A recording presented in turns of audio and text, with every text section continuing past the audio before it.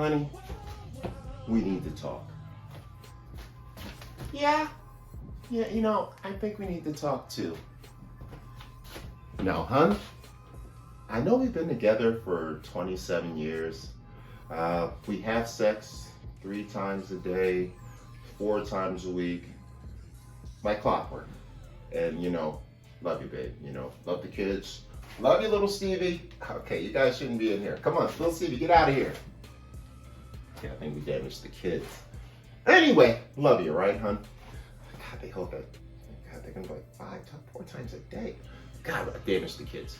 Anyway, look, little Stevie, put your clothes on. Okay, we're gonna need therapy for Stevie. Anyway, honey, Steve, get your little brother Robert. Okay, good. Take him upstairs. Play some video games. Curse at some black guys on the internet. Good. All right, hun. We've been together for long. We've raised our kids. They're getting grown now. And I can tell you, the last 39 times we had sex, I didn't feel a thing. I don't think I love you anymore. Oh my God. Well, hun, I gotta be honest. Since the day before we got married 20 years ago, I haven't felt anything since. It's been just work. I think we need a divorce. I don't think I've ever loved you. So that's kind of sad. And I'm gonna teach you guys what part 2 is, what this is all about. And this is the how to the why did God make men and other people cheat. You may have heard some of what I described in another horribly performed skit by me. And what that was a couple breaking up because they've been having sex, they've been together, they're making kids, you're making love all the time, you're having weekends full of sex, you're doing your thing, right? But for some reason, the feeling isn't the same when you do it anymore. It just doesn't feel the same like it used to, not like you remembered. Same thing for her. And then they look at each other and they think, oh my God, I must not love them anymore. That's why I don't like how the sex feels anymore. You know how many people break up because of that? No joke, right? Well, here is the nasty, nasty how to how God makes men and women cheat and go out to procreate with others. There is this thing, it is called sensory adaptation. Ooh, what is sensory adaptation, Carl? Those are big words. Yes, I got an 1100 on my SATs. Anyway, sensory adaptation is just like when you have a sort of water torture. They change what it is so you can keep feeling it. Sensory adaptation is when something is touching you long enough that if I kept my hand on my wrist like this for an hour and a half, eventually I wouldn't feel it. If someone else kept something pushed up against you, like at first it felt like it was pushing up against you, but it left it there for 3 hours, eventually you wouldn't feel it pushing into your arm. This is called sensory adaptation.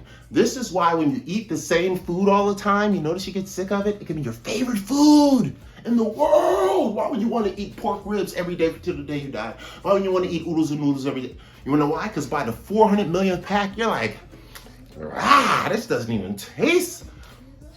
Sensory adaptation. And this is something that God, Gaia, the universe has done to us to make us never stop moving forward and never stop changing. And one of those nasty curses is sexual sensory adaptation. It's not that you don't love the person anymore. You've had sex with them so many times and you figured out how to pleasure each other so many ways that it is routine. You know they're going to flip you over. Go there. Okay, he's going to turn me over. Now we're going to hit it from the back. And he's going to do this. Then he's going to eat it. And then I'm going to 3,000. And then we're going to go over here. Then we're going to do this. Then we're going to hang from the chandelier. And then we're going to do this. And then I'm going to do this little quick turkey thing. Then I'm going to swing from the pole. Then I'm going to jump off the roof onto his lap. And then we're going to make our children this way. We do this every time. Like you've covered every angle except stuff that basically makes you feel like it's against God or like your Bible or something, right? But you do everything you can with somebody. But years go by, you're doing it multiple times. Well, eventually, your body, God's fault. He makes your body get used to all of that. So when somebody's doing something to you that used to drive you wild, You've had it so much, your body is just like, oh yeah, another super head blowjob. Yeah, use the 2 hands. Whatever. Yeah, just spit on it. Whatever. It sucks. I don't even feel anything. Oh yeah, another I got one of those whirling ding-dings like in the Japanimation movies. You ever see that? They got one of those things that just, but after like 3 years of that, the girl's like, nope, don't feel the thing. And everybody else is looking like, there's a Honda in the back of your motor like Jane Fonda. That anaconda don't want none unless it got buns on. What the heck are you talking about? But she's, I don't feel it. I need something new. Sensory adaptation. So that is how God has forced us to cheat, forced us to be unsatisfied, forced us to not be happy, forced us to not gorge on the same thing. It's a blessing and a curse. And that is the how God makes men cheat.